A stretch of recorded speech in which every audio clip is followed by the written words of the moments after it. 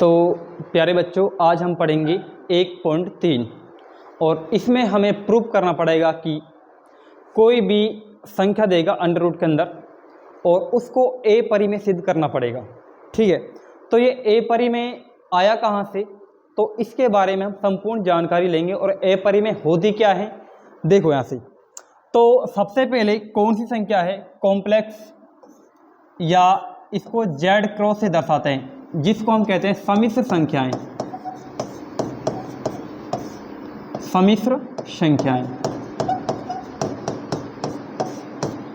यानी ये मिश्रण है किसका, वास्तविक संख्याओं, वास्तविक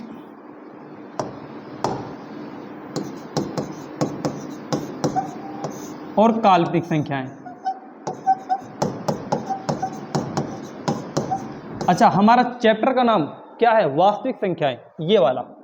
ठीक है, तो यहीं से डिवाइड हुआ है। जो वास्तविक संख्याएं होती है ये होती है अपने पास दो प्रकार की। एक तो होती है परिमेय। परिमेय का अर्थ होता है परिमित, यानी जिसको हम गिन सकते हैं। और एक होता है अपरिमेय, यानी इसको हम कहेंगे असीमित या अनगिनत। ठीक है, जिसको हम गिन नहीं सकते हैं। इसको कहते हैं रेशनल नंबर और इसको कहते हैं इनरेशनल नंबर। ठीक है, ये होती है रियल नंबर। इसके अलावा जो ये वाली होती है परिमेय संख्या, इसके कई भाग होते हैं। एक होती है प्राकृत संख्या, प्राकृत। एक होती है पूर्ण संख्या और एक होती है पूर्णांक संख्या। बाकी इन्हीं में से बने हैं छोटे छोटे भाग, ये सम संख्या, विषम संख्या, धनात्मक संख्या, ऋणात्मक संख्या, शून्येतर संख्या। ठीक है, तो मैंने तो यही है। ठीक है, अच्छा, वास्तविक संख्याएं, वास्तविक संख्या होती है परिमेय प्लस अपरिमेय। ठीक है, अब परिमेय किन्हें कहते हैं, परिमेय किसे कहते हैं, जिसको हम P/Q या A/B या X/Y कुछ भी मान लो। ठीक है, जिसको हम अंश और हर के रूप में लिखेंगे। ठीक है, अच्छा, जहां पर Q का मान 0 नहीं हो सकता है एक साथ। ठीक है, अच्छा, इसके अलावा और क्या कंडीशन होती है इसमें, जो P और Q ये क्या होती है, सह अभाज्य पूर्णांक संख्याएं। सह अभाज्य पूर्णांक संख्याएं।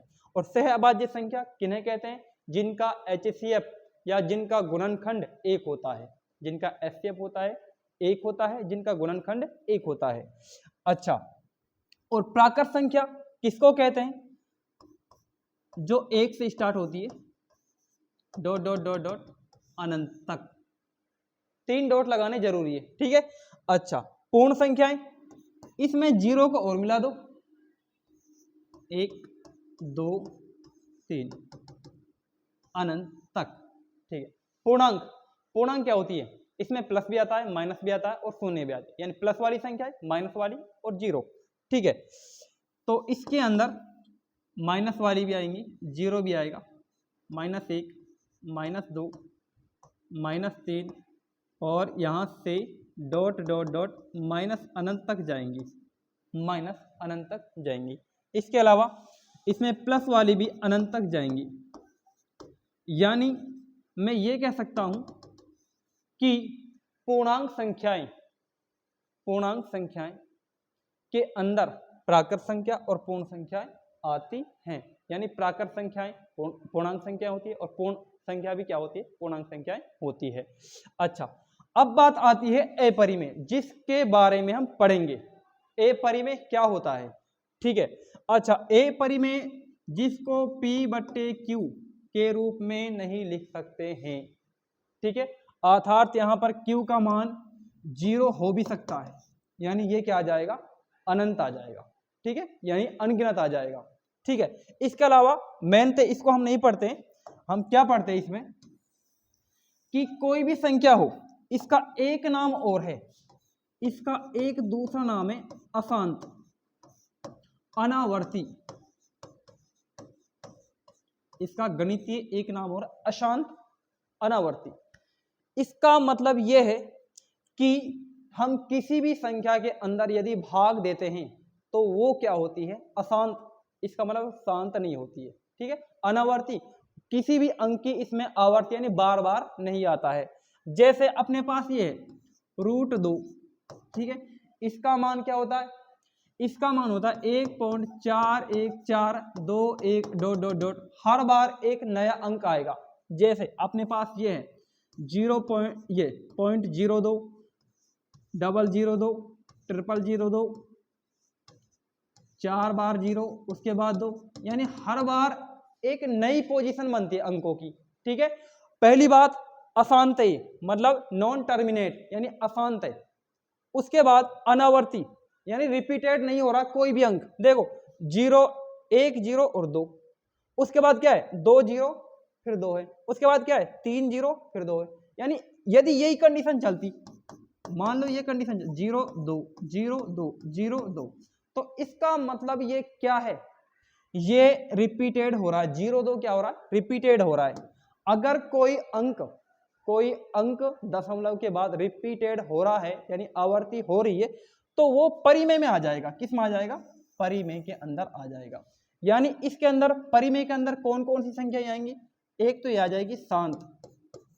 यानी शांत का मतलब क्या होता है, शांत का अर्थ होता है जो संख्या, यदि हम किसी संख्या में कोई संख्या का भाग देते हैं और वह भाग पूरा पूरा चला जाता है तो वो शांत हो जाती है। जैसे मैंने दिया भाई 5 का भाग दिया 10 में, ठीक है, तो इसका मतलब ये 2 बार गया, ठीक है, तो इसका मतलब भाग समाप्त यानी शांत हो गया, टर्मिनेट हो गया, ठीक है, यानी शांत हो गया।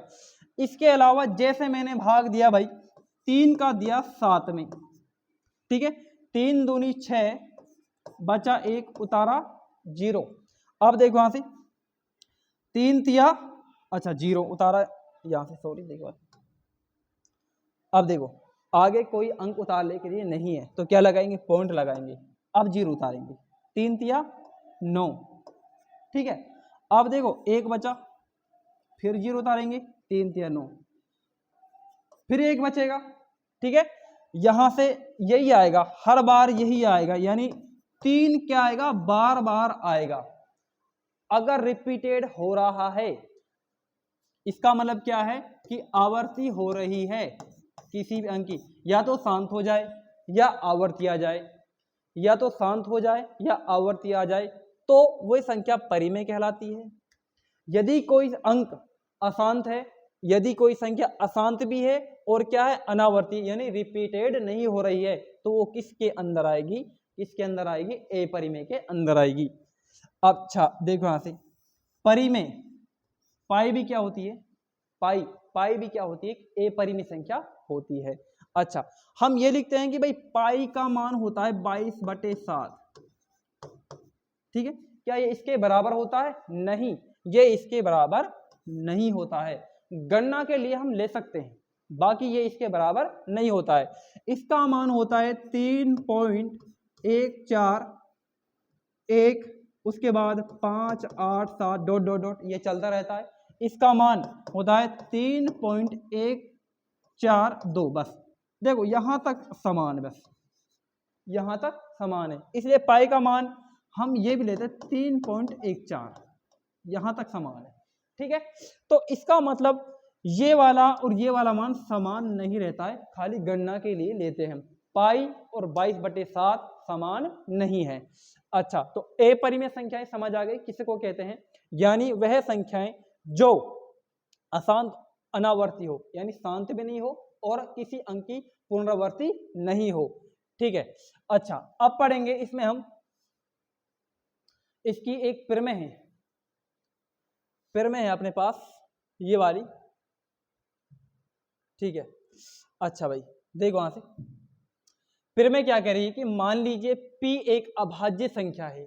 P क्या है, एक अभाज्य संख्या। अभाज्य संख्या कोई भी हो सकती है, P का मान कोई भी अभाज्य संख्या हो सकती है। अच्छा अभाज्य संख्या यदि P क्या है, एक अभाज्य संख्या है, यदि P a² को विभाजित करती है, यानी P का भाग a² में जाएगा, एक कोई भी मान हो सकता है, एक कोई भी मान हो सकता है, ठीक है।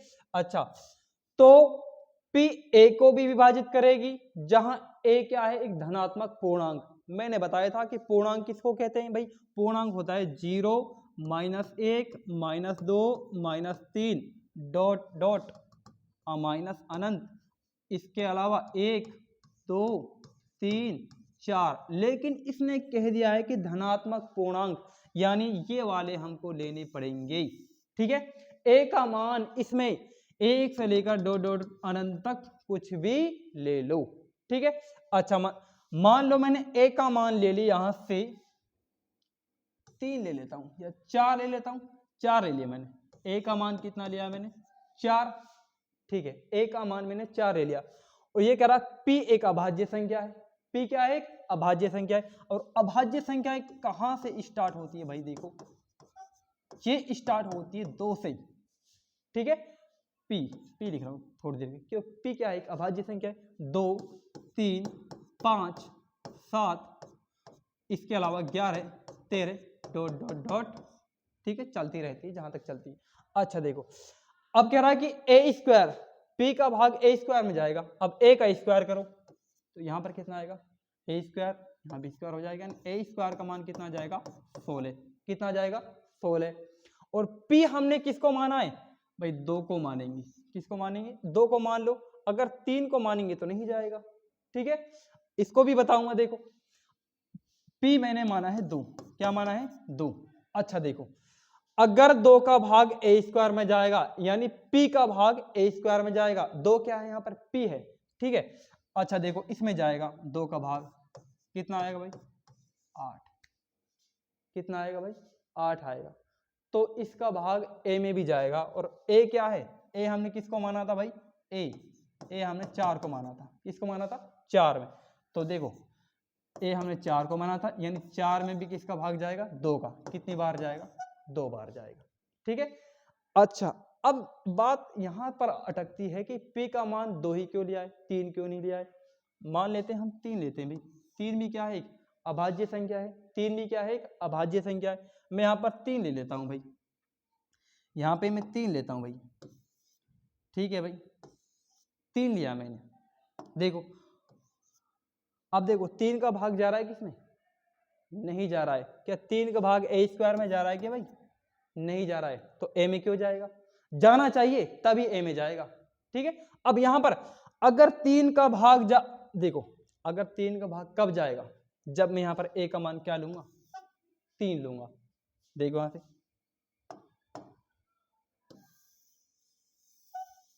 ठीक है, तो मैंने ए का मान कितना ले लिया, यहां से 3 ले लिया भाई। ए का मान 3, मुझे क्या करना है, ए स्क्वायर। तो यहाँ पर ए स्क्वायर कर दिया मैंने। ठीक है, तो ये हो जाएगा 9। आपके P का पहले मैंने P का मान 2 लिया था, आपके P का मान कितना लूंगा, 3 लूंगा। ठीक है, तो P का मान लिया मैंने 3। ठीक है, अब देखो क्या ए स्क्वायर में 3 का भाग जाएगा, देखो 3 का भाग 2, 3 का भाग 2, तो कितना आएगा, यहाँ पर 3 आ जाएगा। कितना आ जाएगा, 3। अच्छा क्या ए में भी जाएगा, ए का मान कितना भाई, 3। क्या इसमें 3 का भाग जाएगा, क्या कितनी बार जाएगा, 1 बार जाएगा। ठीक है, यदि जाएगा ए स्क्वायर में तो ही ए में जाएगा, यदि नहीं जाएगा तो ए में भी नहीं जाएगा। ये प्रमेय है अपनी। ठीक है, अच्छा अब क्वेश्चन पर आते हैं। इसमें 2 टाइप के क्वेश्चन है भाई। एक तो सीधा सट एक ही, मतलब इस प्रकार का क्वेश्चन है कि उसमें खाली रूट के अंदर एक ही संख्या होती है, जैसे √2, √3, मतलब अभाज्य संख्या जितनी भी है वो रूट के अंदर है, जैसे √3, √5, इस प्रकार के क्वेश्चन, यानी एक ही प्रकार, एक ही संख्या वाले। एक टाइप तो यह है इसके अंदर, और दूसरा टाइप इसके अंदर भाई क्या है, दूसरा टाइप इसके अंदर ये है, 2 संख्या। ठीक है, 2 संख्या का मतलब जैसे मैंने ये ले लिया 2√2, 2 संख्या आ गई। इसके अलावा मैंने ये ले 2 + √7। ठीक है, इसके अलावा ये ले लो 3 - √7। ठीक है, ये ले लो 2 + 5 √5। तो ये इसमें क्या है, 2 संख्या है, इनका तरीका अलग है और इनका तरीका अलग है। ठीक है, पहले हम इन वाले क्वेश्चनों को करेंगे। पहले हम किसको करेंगे भाई, इन वाले क्वेश्चनों को करेंगे। सिद्ध करो कि रूट 2 क्या है, एक ए परिमेय संख्या है। सिद्ध करो कि रूट 3 क्या है, ए परिमेय संख्या है। सिद्ध करो कि रूट 5 क्या है, ए परिमेय। ऐसी बहुत सारी संख्याएं मिलेंगी, सबका तरीका एक ही रहेगा, चाहे इसको रूट के अंदर किसी भी अभाज्य संख्या को घुसा दे। ठीक है, तो हम क्वेश्चन नंबर 1 पर आते हैं भाई। इसका जो एग्जाम्पल है, ये एग्जाम्पल भी है और इसकी प्रमेय भी है भाई। ये क्या है, इसकी प्रमेय भी है भाई, कि सिद्ध करना है कि रूट 2 एक क्या है, ए परिमेय संख्या है। ये एक प्रमेय है, इसकी प्रमेय भी है, इसको क्वेश्चन भी मान लो। ठीक है, अच्छा तो इसका तरीका क्या है भाई। सबसे पहले हम क्या करेंगे, इसको एक परिमेय संख्या मानेंगे। ठीक है, मान लो इसका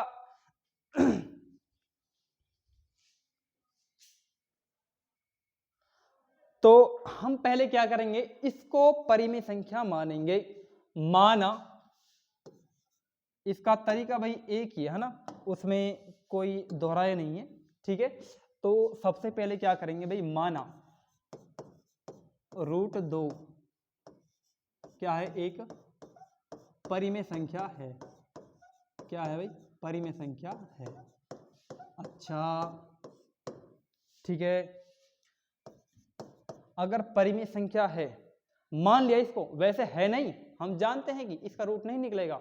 ठीक है, मान लिया कि ये क्या है, एक परिमेय संख्या है। अगर परिमेय संख्या है तो परिमेय संख्या को हम कैसे लिखेंगे भाई, p बट्टे क्यू के रूप में लिखेंगे या a बट्टे b के रूप में लिखेंगे, जहां b का मान 0 नहीं हो सकता है और a और b क्या है, से अभाज्य संख्याएं या से अभाज्य पूर्णांक संख्याएं हैं, बताया था मैंने अभी बेसिक में। ठीक है, तो अच्छा तो हम करेंगे कि माना यहां पर दोबारा से, या फिर ऐसे कह दो कि ठीक है, इसलिए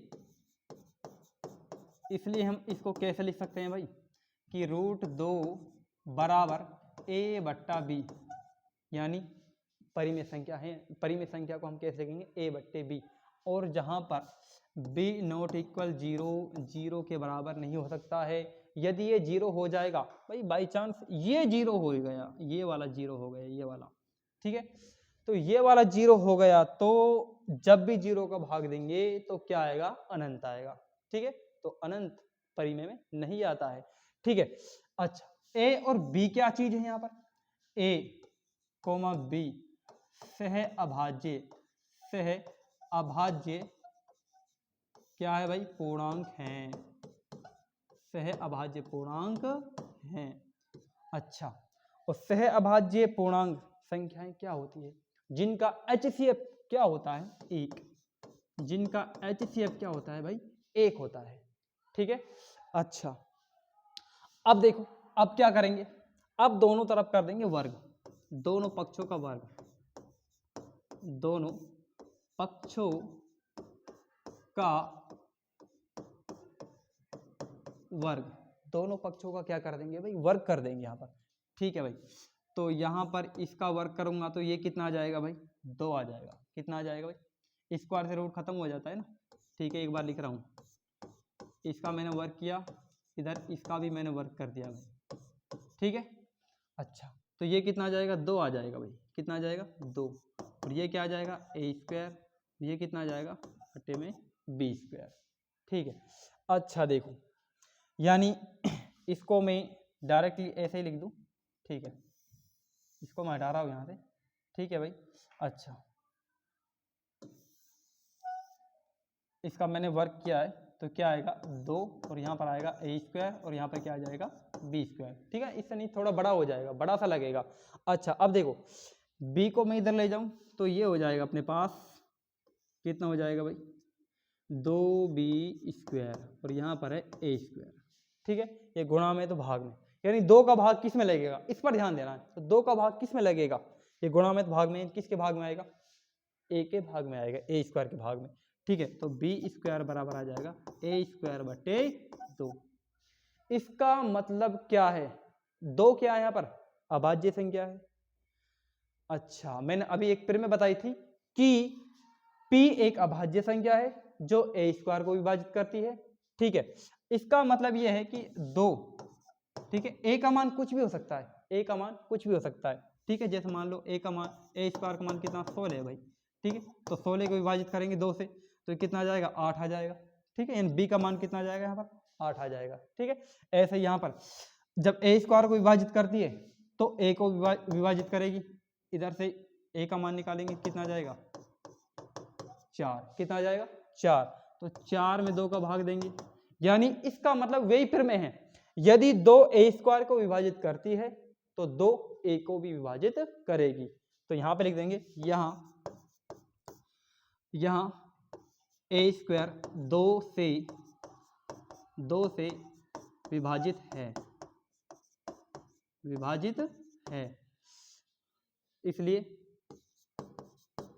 इसलिए 2 ए को भी विभाजित करेगी, इसलिए 2 ए को भी क्या करेगी भाई, विभाजित करेगी। क्यों करेगी, फिर में जो हमने पढ़ी है, ठीक है, फिर में के अनुसार बताया भी था, यदि ए स्क्वायर का मान 16 है, 16 में 2 का भाग देंगे तो 8 बार, ठीक है, और ए का मान निकालूंगा 4 और ए में 2 का भाग दूंगा तो कितना आएगा भाई, 2 बार, यानी ए स्क्वायर को विभाजित कर रहा 2 और ए को भी विभाजित कर रहा है, यानी 16 को भी विभाजित कर रहा है 2 और 4 को भी क्या कर रहा है, विभाजित कर रहा है, ठीक है। अच्छा अब देखो वहां से, अब क्या करेंगे हम, माना, यहां से माना, देखो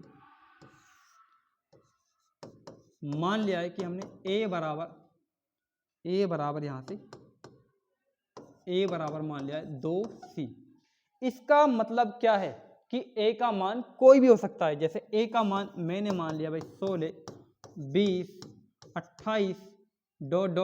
मतलब a में किसका भाग जा रहा है भाई, 2 का भाग जा रहा है, a में किसका भाग जा रहा है, 2, यानी a स्क्वायर 2 से विभाजित है, इसका मतलब 2 a को विभाजित करता है, इसका मतलब a में किसका भाग जा रहा है, 2 का भाग जा रहा है। क्या इन संख्याओं में 2 का भाग जा रहा है, तो a का मान वह रहेगा जिसमें 2 का भाग जाएगा, ठीक है। अब ये a का मान नहीं रहेगा 13, क्योंकि इसमें 2 का भाग नहीं जा रहा है, तो इसका मतलब यह है कि a का मान वह रहेगा जिसमें 2 का भाग जाएगा, ठीक है। तो जैसे 64 ले ली भाई, 84 ले ली, क्या इनमें 2 का भाग नहीं जाएगा, जाएगा बिल्कुल। अगर मैं इसको इनमें सब में से कॉमन नहीं आएगा क्या भाई, इसमें से 2 का भाग दूंगा 8 बार, इसको 2 का भाग दूंगा 10 बार, इसमें 2 का भाग दूंगा 14 बार, इसमें दूंगा ऐसे ... ठीक है। इसका मतलब 2 का भाग जाएगा ए में, 2 का भाग, ऐसे 2 का भाग, मतलब ये वाला चेंज हो रहा है, तो इसको मैंने क्या मान लिया है, सी। क्या मान लिया मैंने, सी मान लिया है। बात आ रही समझ में, यानी ए 2 से विभाजित हो रहा है और ए का मान कोई भी हो सकता है और सब में से मैंने कॉमन ले लिया 2, ठीक है। जो चेंज हो रहा है उसको मैंने सी मान लिया है। सी क्या है, एक धनात्मक पूर्णांक है, सी क्या है, एक धनात्मक पूर्णांक है। तो ये बात समझ आ गई एग्जाम्पल से, ठीक है भाई। अच्छा देखो, इसको मैं यहां से हटा रहा हूं, ठीक है भाई। अच्छा ठीक है भाई। अच्छा देखो, तो अब मैं क्या करूंगा यहां से, तो स्क्वायर करो दोनों तरफ, दोनों पक्षों का वर्ग, दोनों पक्षों का क्या कर दूंगा भाई, मैं वर्ग कर दूंगा यहाँ पर। तो ये आ जाएगा अपने पास ए स्क्वायर और ये आ जाएगा, क्या आ जाएगा भाई, ये क्या आ जाएगा भाई, 2, और ये आ जाएगा 2 का स्क्वायर कितना होता है भाई, 4, 2 का स्क्वायर कितना होता है, 4 होता है।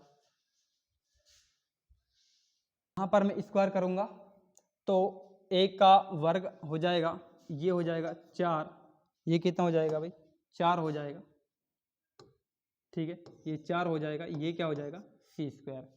लेकिन ए स्क्वायर का मान कितना है भाई, ए स्क्वायर का मान कितना है, 2b स्क्वायर। भाई ए स्क्वायर का मान समीकरण 1 दे दो, ठीक है। अगर पूछना चाहे तो ए स्क्वायर का मान कितना है भाई, 2b स्क्वायर और यहाँ पर 4c स्क्वायर। अगर यहाँ पर समझाना चाहते हैं तो समीकरण 1 से लिया हमने, ठीक है ना। ए का मान कितना लिया है, 2b स्क्वायर। अब देखो वहां से 2 से कितनी बार कट जाएगा, ये 2 बार कट जाएगा, 2 से कितनी बार, 2 बार। तो यहाँ पर आएगा 2b स्क्वायर और 2c स्क्वायर। अब एक बात बताओ, 2 का भाग किस में जाएगा, सी में तो जाएगा नहीं, सी के तो गुणा में, तो भाग किस में जाएगा, बी स्क्वायर में, किस में जाएगा, बी स्क्वायर के अंदर जाएगा, ठीक है। तो यहाँ पर आ जाएगा सी स्क्वायर, तो वही वाली कहानी बन गई, दो बी स्क्वायर को विभाजित कर रहा है तो दो ए को भी विभाजित करेगा, ये फिर मैंने कह दिया है, ठीक है। अच्छा भाई बी का मान जैसे बी स्क्वायर का मान 36 है मान, ठीक है। अच्छा और बी का मान निकालूंगा यहाँ से कितना आ जाएगा, इधर से स्क्वायर हटा इधर रूट आ गया, तो ये 36 का रूट कितना आ जाएगा 6, यानी 2 का भाग 36 में जाएगा, जाएगा बिल्कुल, तो 6 में क्यों नहीं जाएगा, 6 में भी जाएगा 3 बार, ठीक है। अच्छा तो इसका मतलब यहां पर 2 बी स्क्वायर, ठीक है, यहां बी स्क्वायर 2 से क्या है, विभाजित है,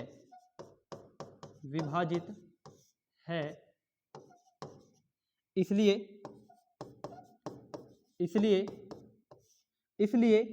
2 बी को भी विभाजित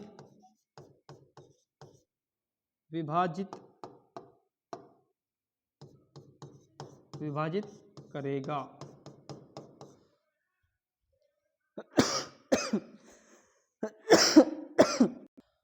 तो इसको हम थोड़ा छोटा करते हैं भाई, यहाँ पर जगह नहीं बची है, थोड़ा सा छोटा करते हैं भाई इसको,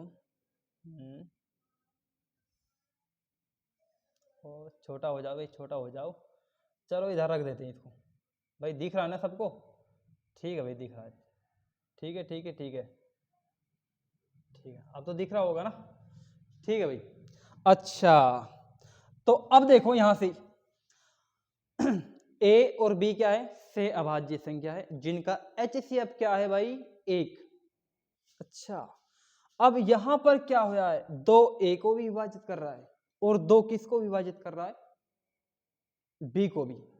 इसका मतलब यह है कि ए का मान भाई मैंने अभी बताया था तुम्हारे लिए, भाई ए का मान मान लो ये है, 2 को विभाजित कर रहा है, ए मतलब 2 ए को विभाजित कर रहा है, तो इसका मतलब यह है कि ए क्या है, एक सम संख्या है जिसमें 2 का भाग जाएगा, जैसे मान लो ये 12 है, ठीक है, 16 है, 88 है, कुछ भी मान हो सकता है सम संख्या वाला, ठीक है। अच्छा बी भी कोई हो सकता है, बी किससे डिवाइड हो रहा है भाई, 2 से, यानी बी में भी 2 का भाग जाएगा, तो देखो 22 में जाएगा, 24 में जाएगा, ठीक है। अब हम अगर भाई ए का मान 16 ले ले, बी का मान 24 ले ले, कोई भी ले ले, तो एचसीएफ में 2 तो आएगा ही आएगा भाई, एचसीएफ के अंदर 2 तो आएगा ही आएगा, ठीक है। तो इसका मतलब क्या है कि इनका एचसीएफ यहां पर कितना रहा 2, लेकिन एचसीएफ कितना होना चाहिए भाई 1, यदि ए और बी क्या है सहभाज्य संख्या है, तो एचसीएफ कितना होना चाहिए 1, तो यहां पर कितना हो रहा है एचसीएफ 2 हो रहा है, इनका उभयनिष्ठ गुणनखंड कितना हो रहा है 2, जबकि होना कितना चाहिए था 1। तो ये हमने बहुत बड़ी गलती कर दी, क्या, तो हमने एक बड़ी गलती कर दी कि √2 एक परिमेय संख्या है, तो यहां पर क्या आ रहा है, विरोधाभास उत्पन्न हो रहा है भाई, एचसीएफ कितना रहा 1 आना चाहिए था, लेकिन आ कितना गया 2, कुछ भी आ जाता, ठीक है। तो यहां पर तो क्या हो रहा है विरोधाभास, इसका मतलब हमने क्या कर दी, एक बहुत बड़ी गलती कर दी, क्या गलती कर दी कि √2 एक क्या है परिमेय संख्या है, लेकिन ये क्या है एक परिमेय संख्या नहीं है, क्या है एक अपरिमेय संख्या है। अब देखो यहां से, तो इसका मतलब क्या है, यहां पे लिख रहा हूं, यहां ए व बी, ए कोमा बी ऐसे लिख लो, ए व बी का उभयनिष्ठ गुणनखंड क्या है 2 है, क्या है 2, जबकि क्या होना चाहिए 1, या फिर ऐसे भी लिख सकते हैं कि ए और बी का एचसीएफ क्या है 2, जबकि हमारा कितना था 1, जो क्या है, जो कि क्या है विरोधाभास, क्या है विरोध उत्पन्न कर रहा है, ठीक है। आना चाहिए था 1, आ कितना गया 2, जो कि क्या है विरोधाभास है, विरोधाभास है। इसका मतलब यह है कि हमारी कल्पना क्या है गलत, अतः हमारी कल्पना गलत है। क्यों है गलत? क्योंकि HCF यानी गुणनखंड कितना का है 2, आना चाहिए था 1। भाई अगर हम इसको परिमेय ना मानते तो HCF 1 क्यों कहते? हमने यही बड़ी गलती कर दी कि हमने जो √2 एक परिमेय संख्या मान ली, इसलिए तो उल्टा पैदा हो रहा है, उल्टा ही हो रहा सारा कुछ। ठीक है, तो हमारी कल्पना क्या है? गलत है। अतः कह देंगे कि √2 परिमेय तो है ही नहीं, क्या है फिर? अपरिमेय। √2 एक अपरिमेय संख्या है, अपरिमेय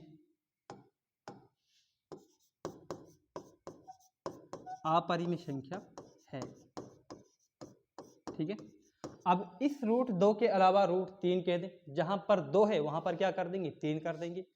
√5 कह दें, जहां पर 2 है वहां पर क्या कर देंगे भाई? 5 कर देंगे, 7 कर देंगे। ठीक है, इस प्रकार के क्वेश्चन इसी लैंग्वेज से होंगे। ठीक है, अगला हम पढ़ेंगे नेक्स्ट वीडियो में।